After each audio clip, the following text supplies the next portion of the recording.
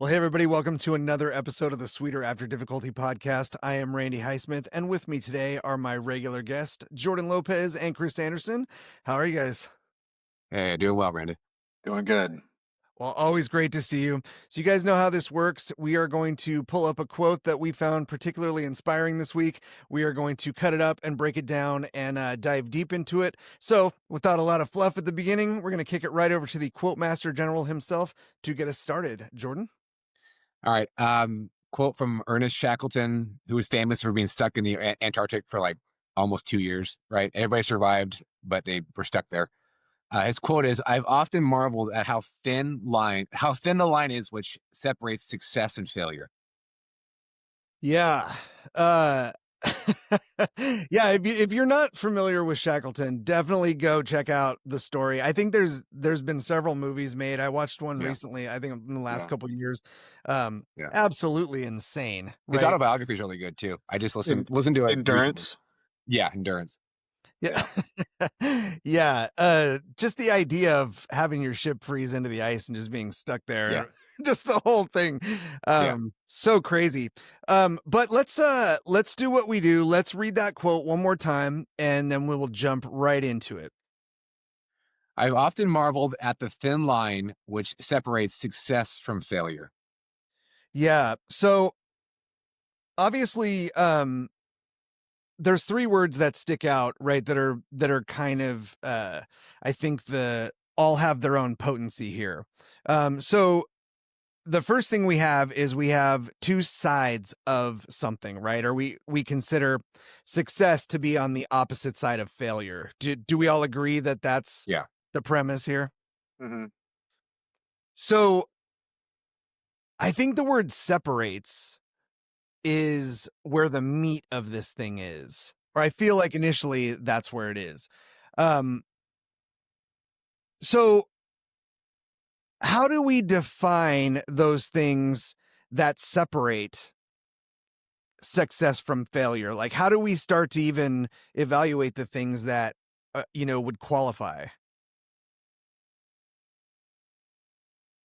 I think if you think about it too, like kind of separating out into words, I think failure is the lack of success, right?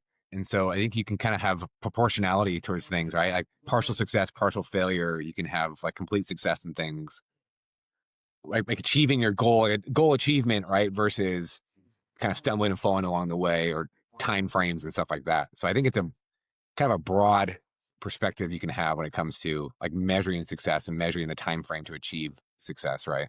Sure. Yeah. Right. Cause you could have a 9.5 out of 10 day and still consider that a failure Yeah. under the right circumstances, right? Yeah. Yeah. That's kind of where I was going to go. It's like domain specific, right? Like there's certain things that are catastrophic, irreversible failures, and you won't come back from those. There's also the type of failure that's feedback, which is survivable. It teaches you something that allows you to approach the same challenge again in the future with a different mindset or a different set of skills and then earn success that way. Mhm. So I think it's domain specific. Do you think, okay, so I'm going to challenge that a little bit. Um, because I think that there are instances where we see a certain thing kill someone instantly where another person comes out completely unscathed, right? Mhm. Sure. In if the circumstances are identical, then the success or failure of something may be just completely your perspective on what it Sure. means to either succeed or fail, right? Yep. Do you think then, like, does that have to be about a specific domain, or could it just be more, like a broad, you know what I'm trying to say? I do. And I think it's the same thing. Like to me, domain specific is any potential category that we would have to address. So whether that's on an individual level or two individuals experiencing the same event or how you as an individual interact with your perspective to a given event, it's all dependent upon that domain. So yeah, I think we might be saying the same thing. Okay. Yeah, I think I agree with that. Yeah. Um, so in terms of how, so maybe the more interesting conversation then maybe isn't the separation, but it's more about how we individually define success or Hmm. failure. Mhm. Um, uh, So with that as the launch pad, then what's the starting point for you? How have you, whether it's from a brand new project or whether it's from reevaluating something that's, you take for granted now because it's been around for so long. What are the first steps to starting to evaluate those things? I think like effective, I don't know, like effective metrics. Maybe like I don't know, I think reevaluation is always key. Like you're saying, it's always a good idea to I don't know remeasure, reevaluate, kind of see where you're at, see what can be improved, what can be kept clean, and I don't know. I think also too like if you want to get in the deep of it, like things can be successful and be slowly failing. Also, right? You can be seeing things in life and be Sounds like, like oh, my jujitsu game. bro, it never stops. Hashtag relatable. Yeah. Dude, okay. So we're gonna get to jiu-jitsu for a second. So we had like it was a fall break here last week. So we had like a less students coming to class. And we kind of had on the Monday we did like a circle up, kind of just asking like question answers. We had like 4 black belts there. And one of the blue belts is like, when do I feel like I'm not behind in jujitsu? It's like never. I'm like, I've been doing this for 9.5 years. I still feel behind all the time. Like Mhm. I'm like, that's just part of the sport. Like you're always feel like you're failing. Always feel like you're coming up short all the time. And this is like, Yeah. that sucks. All black belts like laughing out their head, like, yeah. Yeah. So, but actually, that's an interesting analogy, Yeah. right? Because the facts are that's a comparative analysis, Mhm. right? You're holding yourself up to a group of people that you're continually growing with, or where you're coming up with new ways to challenge Oh, yourself interesting. now, which means it's going to naturally put you in a more challenging situation, right? Mhm. So if you were to take that, so like when let's say you are, well, we'll use an actual example of your life, right? You go to Georgia and you train at Kenny's for a year, and then you come back to visit, and then we're like, what the hell is this? Right? Because now you've been in a different pool. Like Yeah. you've been picking up different things that we're not dealing with on a regular basis, right? You're Mhm. you're challenging yourself in different ways. Plus, you got your black belt, so you're thinking about jujitsu differently.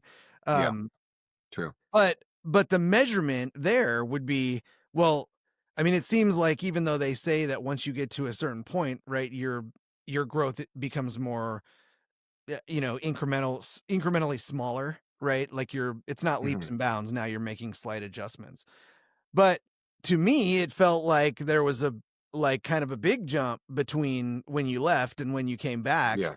Um, Agreed. you know, and so I think that that's where the perspective is so crazy, right? It's like, Mhm. so how do you interpret that? And if you just look at it from the perspective of, well, everybody else is still kicking my ass and I've been doing this 6 years down the road, but they're all the same Yeah. people, right? They've all been growing with you. They all know your game. They all know your skill set.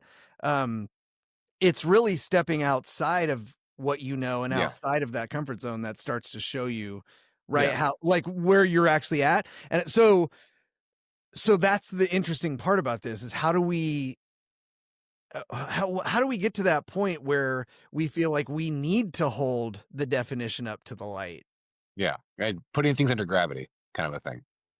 Yeah. Yeah, what 100%. is so like have you, in a non-jujitsu way, let's say, cuz jujitsu provides lots of easy examples for us, right? But Yeah. to make it a little bit harder on ourselves, pop quiz, have you had, or can you think of an example of something recently that has inspired you to hold your definition of a success or a failure up to the light? I think for myself, like just coming to a new and same job that I did in California, just with a new group of people, Mhm. and kind of everybody was used to doing their job at a certain pace. And then when I came in and kind of kicked that pace up and double the output, that people weren't ready for it. And I came into it warning people that this is what it's going to be, and I'm going to expect this number, this output, and this sales number. And it took 2 years. It's taken 2 years now, and people are just slowly kind of trying to get on board now. And I had to involve the VPs of my company and So go I over would say, people's like, I would even lean into that more and be like, okay, yeah, given the nature of our quote, right, the thin line between success and failure, along yeah, that journey, Oh yeah, getting you to the point now where you feel like you've made progress and are showing yeah. success. Like, how often did it feel like a failure or that it wasn't going to Oh yeah, work or that it wasn't working during that yeah. process? It was drowning. Yeah, every day I was drowning. Coming home is me like I felt like I was drowning today. Like all I Mm. just and angry customers and angry emails and getting yelled at. It's just like and nothing that not my issues. It's the people who are the next link in the chain is are not doing their job. I'm not responding to. Dude, we were on a conference call last week, and the, the guy pulled up his email. He had 1,000 unread emails, and I almost fell out of my chair. Well, And I'm like, and I got off the phone and I called my boss. I'm like, you saw that, right? And then I'm like, all right, VPs are getting involved now. I'm like, this has to change. I can't. My I PM can't can't. have 1,000 unread emails. I'm like, if 10% of those are important, that's 100 unread important emails. And Like, I think it's important to like set the context for our audience here. yeah, Jordan works in sales. Every yes, email that could come across is potentially a new sale. So to have yes, 1,000 unread, that's a lot of money on the table. yeah, from your project manager. yes, dude. I lost my shit. I was so mad. Yeah, I was that's just like, Fucking all wild. right, this has to change now. Like, yeah, either this has to change. Like, it cannot continue this way. And I just lost it. Yeah. Wow.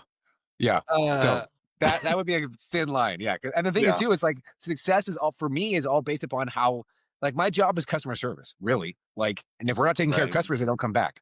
And if the next guy, the next link in the chain is not doing his job, people get pissed and they don't come back. Yep. So what am I yeah. supposed to do? Yep. It starts affecting my paycheck, and then I get pissed. And then how often do you hear the old axiom that all customer relations is just trying to make as many friends as possible? Yeah. Right? Like if Problem you're solved. trying Yeah. to be good with people and build strong relationships, that's nearly universal. Okay, so what like how do you be successful in that? Well, you respond to people when they Yep. email you. Respond to phone Simple. calls, respond to emails. Yeah. Make people feel valued. Yeah.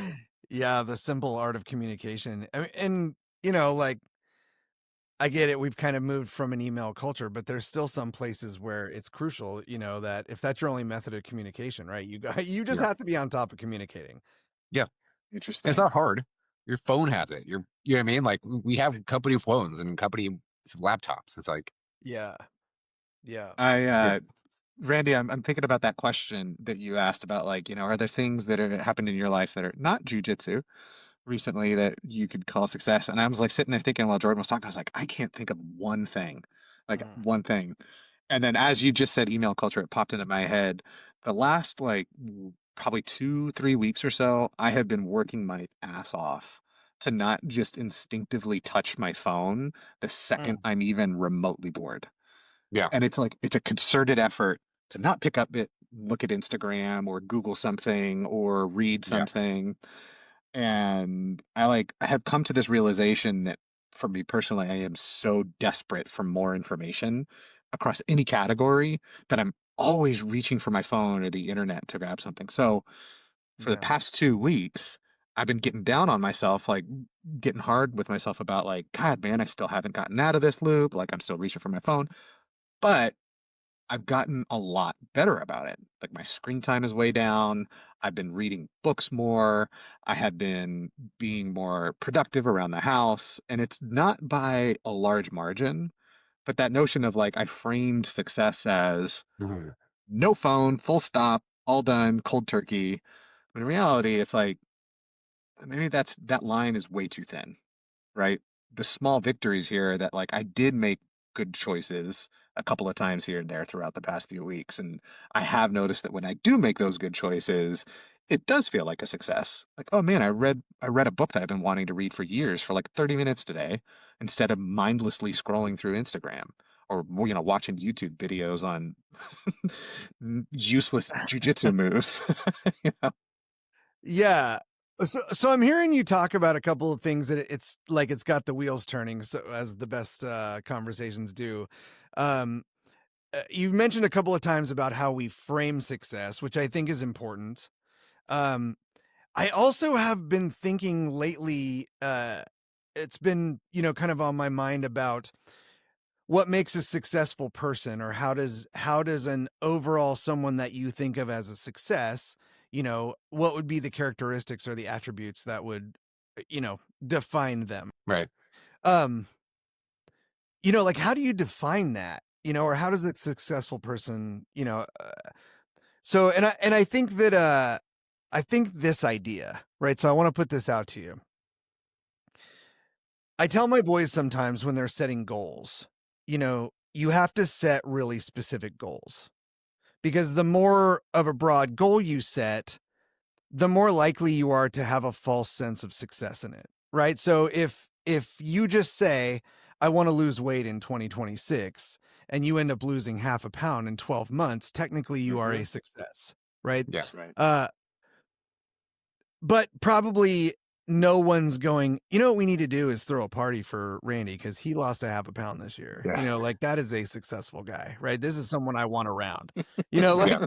Like teach me your ways.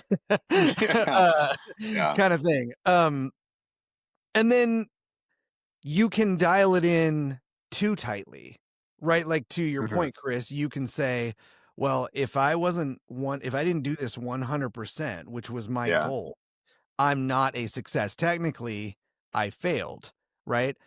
I don't think anybody would look at you again, like to say on the other end and go, oh, Sure. this guy's a failure, Mhm. right? So I think there's probably a common element, right, to successful people and how 100%. to set goals. I would say I've thought a lot about this over the course of my life, and I've kind of landed on like an approach that I used to think was like automatic, and now I actually think is a little bit more systemic, and it's what works for me. I don't know if it's universal or whatever, but like I tend to begin with setting goals and what success looks like by defining first what failure looks like. Mm. Because if you set failure as your launch pad, anything that's not failure is progress. Mm. So if my goal is, or rather, failure for me on trying to get out of overusing my phone. If failure is, I've got 8 hours of screen time on my little app a day, like that's not healthy. Mhm. That's too much. And that would be Right. something that would be hard for me to recover from like a mental health perspective. Like, fuck, I can't do this. Okay, that's what failure is. Hey, like ideal outcome, success, 2 hours a day, or more productivity, or any of these other benefits. So, in that sense, like I first defined the domain. I want to use my phone less. It is a physical device. Failure is no change in state. Mm. If I keep Mm. doing the thing that I'm doing, that won't work. Success may take multiple different forms, and I want to leave myself open to the opportunity to go capture the success that's in front of me rather than march to what could be an unrealistic goal. And I may not realize it's an unrealistic goal until I'm already there. But because I didn't know it was unrealistic, by the time I got to the realization it wasn't going to happen, I had already set myself up for continuing catastrophic failure. So I'm super clear. Like when I have a goal, my goal when I started jujitsu was I'm not going to quit. Failure Mhm. to me is quitting. I don't care if I get a black belt. I don't care if people see me as the best in the gym. I don't care if people dog walk me in their first day walking in. Failure to me is quitting. That's my launch point. Mhm. Anything above that is progress. Anything beyond good progress makes me feel great. And that's just kind of like the framing that I use. I don't know how healthy it is. I don't know if that's like the best way to do it, but like I find too often that if you focus only on your success metric, you lose out on all potential progress and the different paths that you can take in order to progress. But if you know what your failure state is and you work hard to build a plan to move away from it, you will be successful. But that's where the thin line comes in. You don't know what, like, you might not know right Mhm. away, and that's cool. No, I was telling Chris that my perspective is just see, believe, achieve, right? And Exactly. Life is like simple.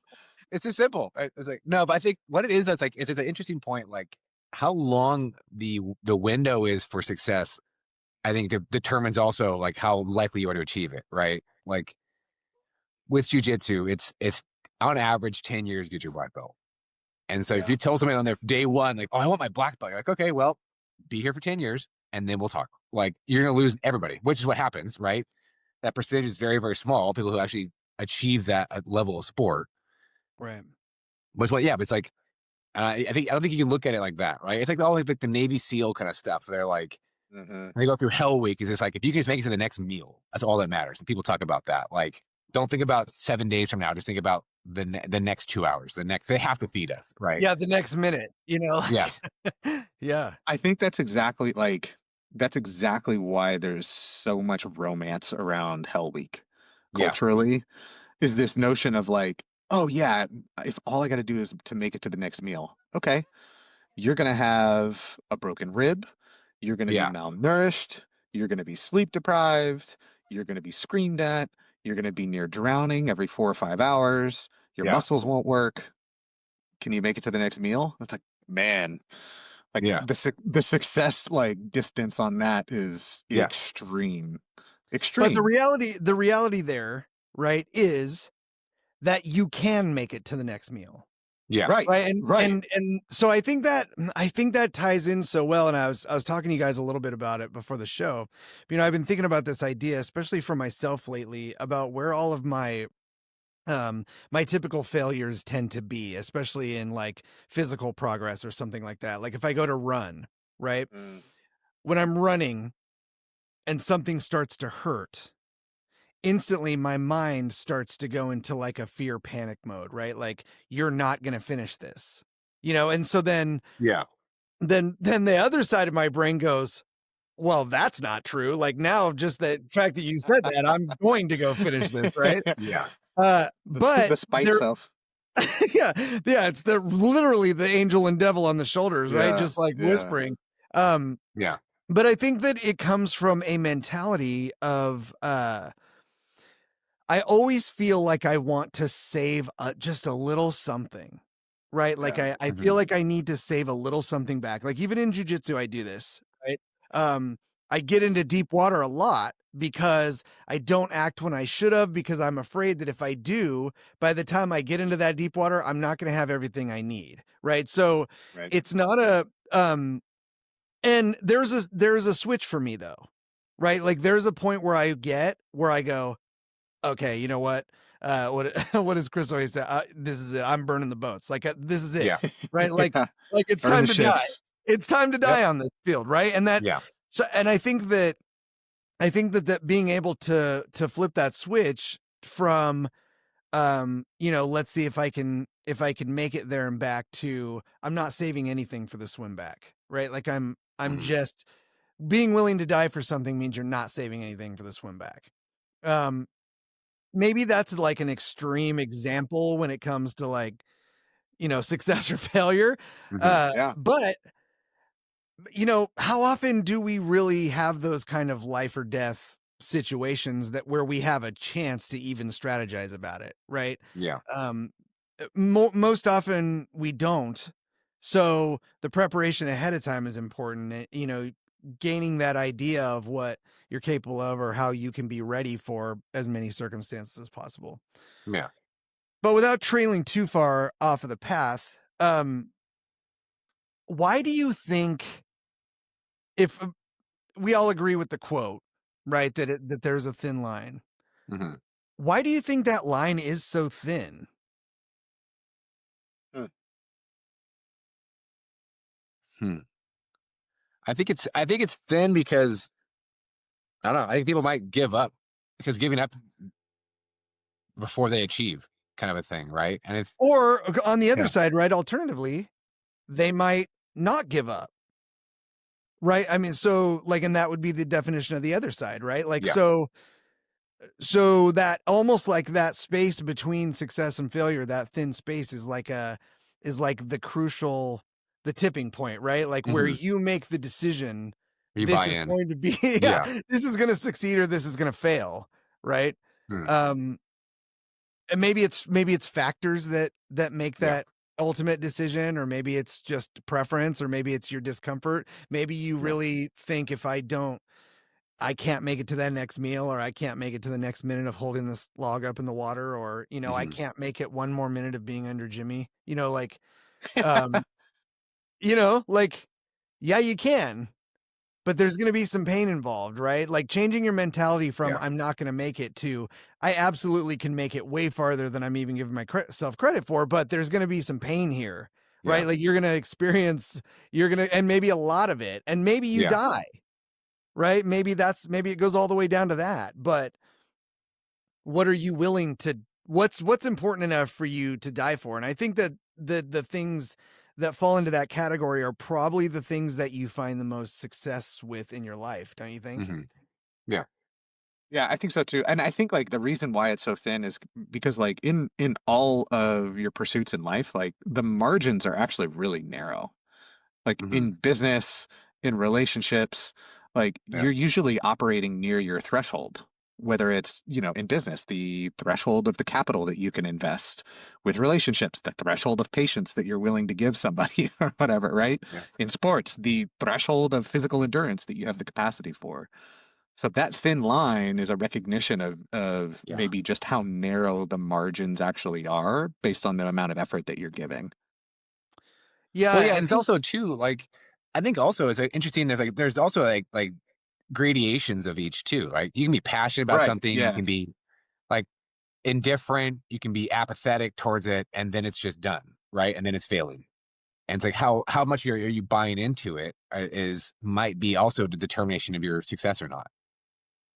Yeah, we were also talking about a Thomas Edison quote about Hmm. how many of the failures that people experience in their life, they experience just because they didn't realize how close to success they were. Yeah. Um, right? Like he could have quit right before that last light bulb refused to stay Yeah. lit. Yeah, you know, Yeah. one more and it worked, like Hmm. forever.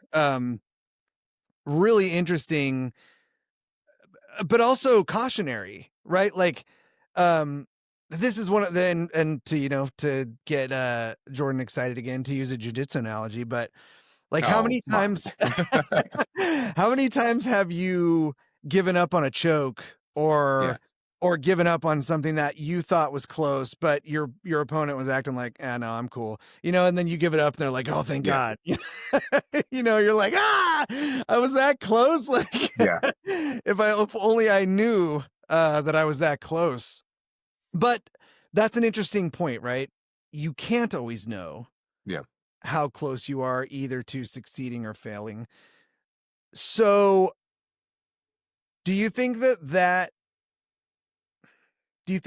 thin nature adjusts itself based off of how goal oriented you are? Like, do you think being like really strong on your goals and being realistic about the expectations for outcomes and things like that gives you a wider thin point? I have I have a probably controversial thought on this. Hmm. Okay. I think too often when we set goals for ourselves, we only set them within the domain of success. Hmm. So like going back to When like you say that, do you mean without considering failure as a possible outcome? no, I mean that a goal is just a fancy word for end state. I want to define my end state. We Hmm. Okay. assume, just as a part of human psychology, we assume that at that end state has to be good, right? Hmm. Okay, so what is good? Does good mean that you did the thing that you wanted to do? Or does good mean that you avoided the bad thing that you were afraid of happening? So a goal doesn't have to be I was successful. A goal can be I didn't fail at this. And if that's true, you can set a goal. You're saying like, I'm not going to quit jujitsu, and I want to one day get my black belt. So the line between success and failure in that goal, the way that it's defined, is going to be super thin because I could get all the way to brown belt and quit, Yeah. right? Yeah. Yeah, that's true. Um, okay, so then in that case, for you, the measure of success would be that you didn't fail. Right? Yeah, Like, yeah, yeah, yeah. Yeah. uh, okay. Uh, hmm. Maybe it's just a different way of looking at what success is in that way. Hmm. So then do you have, like, how do you factor that into when you make goals then? I will set goals that are like the best possible thing would look like this. I also set goals that may be like, I just don't want to lapse into the negative state. I don't want to Hmm. lapse into I gave up. I don't want to lapse into 9 hours a day on my phone. I don't want to lapse into I did no chores today. Like I know I don't want to do chores today. I know I don't. But like my wife and I have this saying, we call them BAMs. What's your bare ass minimum? I don't want to work out today. I am tired. I had a shit day at work. The kids need help with their homework. We don't have groceries for dinner. I mean, yes, I'm trying to get in shape. All right, what's your bare ass minimum? Go into the garage and do 5 minutes of jumping jacks. I can do 5 minutes of jumping jacks, right? Like that's my BAM for the day. I don't want to do the dishes. I don't want to clean. The house is a fucking mess. What's your BAM? All right, I'm gonna pick up the clutter for 10 minutes. It's not gonna fix it, but like Yeah. that's my BAM for the day.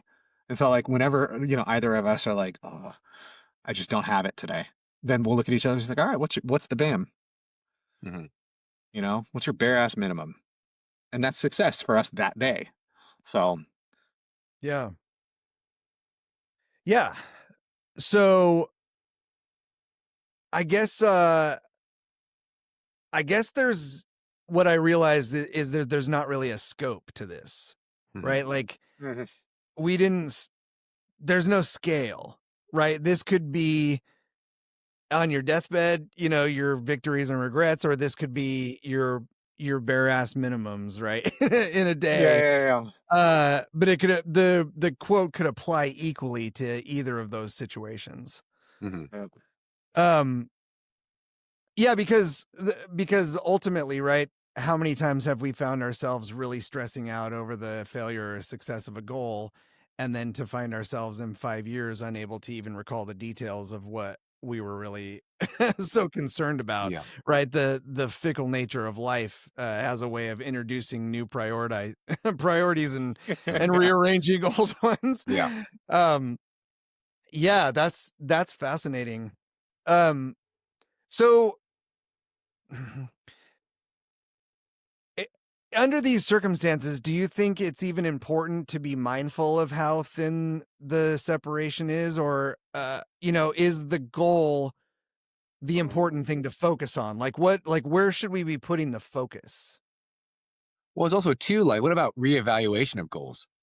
Like Sure. what success is, right? Because you can set a goal and then get down the road and be like, ugh, like that goal's not attainable, or that goal is too easy to attain. Like I attained it too quickly, and so now what do I do, right? Well, and even to take a step back, right, to Yeah, evaluate how you evaluate whether something was a success or a failure yeah, is probably worth putting back on the chopping block occasionally too, right? yeah, If because maybe you're reevaluating things that you look back on in your life that you considered a failure at the time, and now you're like, actually, that was a minor success in the long run, yeah. right? I, What- I find like the way that you framed it, the first thought that popped into my head was like the line is not important between success and failure because it's so thin. Hmm. Just the fact that you know that that line exists should be encouraging, Hmm. right? Yeah, yeah, because you can move a goalpost one way or the other Yeah. Exactly. really Exactly. easily, right? Exactly. Um, Yeah. I always feel pathetic though when I move it in the wrong way, like to try to make myself feel Yeah. better. I'm But like, it happens, right? Like, "Mm." and that's why it's encouraging because if you move it in the negative direction and you find yourself going there, the inverse is also true, right? Because we are human beings, we are fallible, we are going to move the goalposts in the direction that ultimately harms us and we'll regret doing it. But that line between that failure state that you pushed yourself into and that you regret being in, the Yeah. line between that failure state and success is marginal. It's thin. And if you can move the goalpost down into the negative, there's hope there that you can also move it again to the positive and it won't take much. Yeah. I also think it can't be understated the value of experiencing failure. Hmm. Like Totally Yeah. right. You have to be there sometimes. That's it has to totally right. be, right? It has to be. Yeah. Because So you often, have to inoculate yourself to it. and we avoid, right? Otherwise, you just end up avoiding things that possibly could lead to failure, and then you don't have any 100%. experience at all. Hmm. Yeah. I was having a Um, conversation with a buddy and we were talking about like emotions. And I was like, oh, I have a friend named Jordan who would love this conversation. He was like, emotions are bullshit and we don't need them and nothing changes. And I'm like, okay, fine. But like, you also have to recognize that the more tolerance that you build to them, to feeling them and understanding them and letting them run their course, the less overbearing they become on your actions. Because at the end of the day, whatever your emotions are, they're going to make you do something, whether that's inaction or action, whatever. They're going to make you do something, right? But if you get comfortable with knowing that you feel them, then you can take an action that's in a positive direction. I think it's the same thing for failure. If you know that you will fail at things in life, it is better to be exposed to what it feels like to fail so that you can better manage getting out of that hole in the future. I tend to think of feelings more as like the seasoning, right? So like the logic is the dish, right? And then feelings are the seasoning that make it either enjoyable or not enjoyable, right? Like you can eat food and have zero joy and experience like zero, it's maybe it's cold and doesn't taste good or it's bland or whatever. But you can have food sometimes that actually causes emotions, right? like Yeah, like yeah. something that so changes your opinion about Well, something. and the opposite can also be true is that you can make a decision not based in any sort of logic, just because you feel a certain way. Right, which I think is the more dangerous thing, because what are Yeah, you hiding with all of that seasoning, right? Like what is totally. Yeah. what is the under what's the foundation underneath that you don't want us to actually know is there, Yeah. Yeah. Yeah. right? Yep. Your Yeah. food sucks, so you're just gonna pour salt on it, right? Because then all you can taste is salt, Mhm. you know. Um, Not that I've ever experienced that. Yeah. I think it's interesting too, though. Like I'm a processor. Like I love processing things and overthinking things. And I've been finding myself recently like enjoying, like loving and hating it at the same time, like over processing things in life, just stuff with work or stuff with family or stuff with kids and stuff like that. And being like in my head about it all the time. And it's just a weird sensation to be like, I've always kind of done this, but as I've gotten older, I find myself doing it more and more.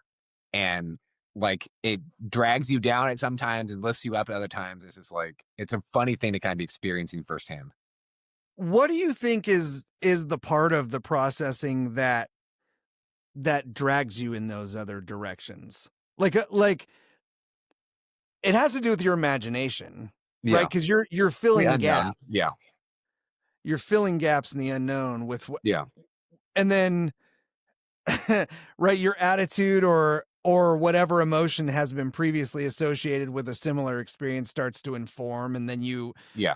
then you find yourself traveling down either one of those roads, Yeah. positive or negative. Um, but man, I do that's so relatable because Hmm. I've spent so much of my life just imagining horrors that, had no basis in reality. Yeah. You know what I Yeah. mean? Yeah. Like Like the fear of the terrible. unknown. And yeah. Yeah. Have you Yeah. guys have you guys seen that movie Inside Out? Yeah. No. As a grown man, you should 100% go see it. Um, You've got kids. You but should see it. Yeah. I know. There's like in the second one, there's a character that they call Anxiety, and these movies are like built with a high amount of psychological research and consultants behind the scenes and all that stuff, making sure that it was like accurate to what we know now. And anyway, there's a scene in there where anxiety gains control over the human and starts showing them movies. And it's this literal like scene where all of the little minions that work for anxiety are putting up a projector of all the bad things that could maybe potentially possibly happen Yeah. Yeah. to the human. And you Yeah. see like they just do a wonderful job of like showing it, like what happens if she falls down, what happens if someone says that she's ugly, what happens Yeah. if somebody says that they don't like the way that her clothes look. And it's like you could just see the main character start to react and like spin out and get into Yeah. a panic attack. Um, and Yeah. I thought it was a really eloquent way of describing what's actually happening in those situations. And like that's what I mean when I talk about like recognizing the emotions. Like, okay, that this is what's happening now. I know this is what's happening now, and it gives me a little bit of more recognition about how to break out of it. Yeah. Which is why experience is so important, right? Because 100%. if you have that experience and that perspective to anchor to, then the potentials are going to line up way more with your experience than with your imagination. Right. Which I think is a huge problem in our society now because no one's experiencing anything, right? It's all Hmm. you're all watching what everyone else is experiencing on a screen, and then you're bitching about it, or or Right. celebrating it, or whatever it is. Um, and everything is so polarized, and you can't land in a middle point anymore, right? It's either Yeah. you're a Hatfield or you're a McCoy. This is just Yeah. how it goes, Well, Yeah. yeah. right? And it's, Yeah. I You mean, can't what say, are I the don't know. Let me get back to you. Like there's yeah, Right. no, like, there's no, Let's take a rain check. exactly. yeah. Yeah. And you have to be an instant expert on everything. And if you get Yeah. anything Right. wrong, there's no room for forgiveness or growth. There's no room Right. for, and who are you being judged and evaluated by? A bunch of other yahoos as uneducated and emotional as Yeah. yourself, right? Like, it's right. Like, who Yeah, are these yahoos. people? Yeah. Yeah. You like that? Every once in a while, I try to remind people that I'm an old man. Yeah. I thought it was a dead giveaway when you were yelling at those kids to get off your lawn. Yeah. Yeah. I edited that out. Um, I don't want to spill all the tea, to use a term to try to make myself sound young and hip. Um, uh, yeah, I don't know. I think that's a really interesting thing, but I think that also is relevant. It plays into ultimately also how we evaluate, Hmm. success and failure. So do you think that's a dangerous thing to allow feelings to be part of the judging committee, for who decides whether Yeah. something is a success or failure? I think so. I've been trying to not make snap decisions. I think recently too, like it's not a bad thing to sit on something and wait a little bit and like Yeah. let the things play It's out and let so things. hard to do. It's so hard. Sure. Oh, dude, it's so hard to do. But it's like there's certain things in life you're like, I don't want to make a snap decision right now. I want to kind of sit on this and wait and let the cards play out, kind of a thing, and not just Yeah. rush Yeah. into it. Like, oh, I'll do this. It's like, no, don't. I don't know. Like, it's a weird kind of thing to I be. It's part of the I had a processing game too. I Yeah. had a story from this week where we had a dispute with a contractor, and it took every single bone in my body to not snap aside and do something that I would have regretted. Hmm. And so same kind of thing, man. Like that hits home because I'm like, I had to, like, Laura and I constantly talking about just don't do anything rash. We know you're upset. If you make a snap decision, it's not going to lead to a productive Yeah. outcome. Blah blah blah blah blah. And yeah, so the same kind of thing. It's just Yeah. in that sense, then, like, to answer the question, the how much do emotions play a part in the judgment committee? I don't think we get to decide whether or not they're in the judgment committee. Hmm. They're always going to be there. The question instead should be, what do we do with what the emotions are doing? Like, how do we react to that before we make a decision? How do we, 100%. How much does that judge's opinion weigh for me? Hmm. right, exactly. I think Yeah. that's fair. I think that's fair. And And it's I a think hard skill. Like, it's not easy to do. sure. Sure. Because they're there, right? It's not Right. you don't get to you don't get to decide, right? When your heart starts palpitating and you can't breathe Yeah, and you're like, right. Yeah. like, And "Oh, no I amount think of breathing into a paper bag is going to make that go away I think permanently, you everything's know? Yeah. fine. I'm sure I'm not Right. having a heart attack right now." Yeah. Right, exactly. Um, yeah, it takes well, and to your point, right? Like overcoming that anxiety sometimes is a matter of going through it long enough and seeing, okay, this is nothing, right? It's not really Yeah. anything. It's just something that I'm letting have way too much space. Yeah. Um, getting that's a rough mindset to overcome. Hmm. That Oh, is no yeah. small challenge, Oh, yeah. overcoming yeah, it's wild. Um, all right. Jordan, do you have that quote handy? Can you read it one more time? Yeah.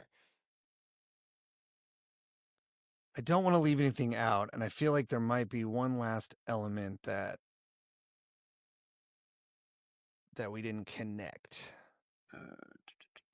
Okay. I've often marveled at the thin line which separates success from failure. So Do you ever find yourself marveling at at something? Mhm. Yeah. I think so. The interesting thing for me is like when you see people who are like, and it's not as much in jujitsu because it's such a weird sport, but like when I was racing mountain bikes, like there was guys who would show up and just be gifted on a mountain bike. Just Yeah. young guys who are naturally good, who don't train, who just show up and get like, who do really well. And I remember like watching them and being like, man, I wish I had that. Like just like marveling at this person's this raw natural ability. Like, or Yeah. in like other sports, in baseball or football, like these people who are just like God's gift. God reaches down and touches them and be like, yep, you're gonna have natural abilities at this kind of thing. And like marveling at that, like the success that people have with little to no work. And then I was always just like, I gotta put my head down and work and grind to get what I want. Yeah. Yeah. The I knew this kid in 5th grade who could draw the Teenage Mutant Ninja Turtles without looking at them, without a source material, like draw them like the cartoon on TV, Mhm. right? Look, they look just like him. I found that in those instances, do you think that there's a link between the things that you want to be good at and marveling over them and also Mhm. being frustrated that someone else is is Yeah. that good at them? Yeah. I was Envy so is a mad. powerful drug. Yeah. I was so mad that he could do that, and I practiced over and over, and I never got that good. And then I had kids, and my older kid can do that, and I was Yeah. like, "What a cruel joke of nature!" Right? Like, that's all I wanted was to draw the stupid Yeah. Ninja Turtles, and my But the kid thing can is do it. though, I think though oftentimes that people though who seem though naturally gifted at things don't value the results of the people who have to actually work for it. That is true. Right. They also are terrible at helping other people to get better at those things, Yes. right? Because they don't know how to tell people. Right. Yeah. Yeah, that is an interesting thing, natural talent versus, a developed skill. Hmm. I Um, also I also think that like in these particular examples, and we all do it, right? Like I would love to be able to throw triangles and darts like Jordan does, but I'm not, that's not for me, you know? But yeah. it's like, Hmm.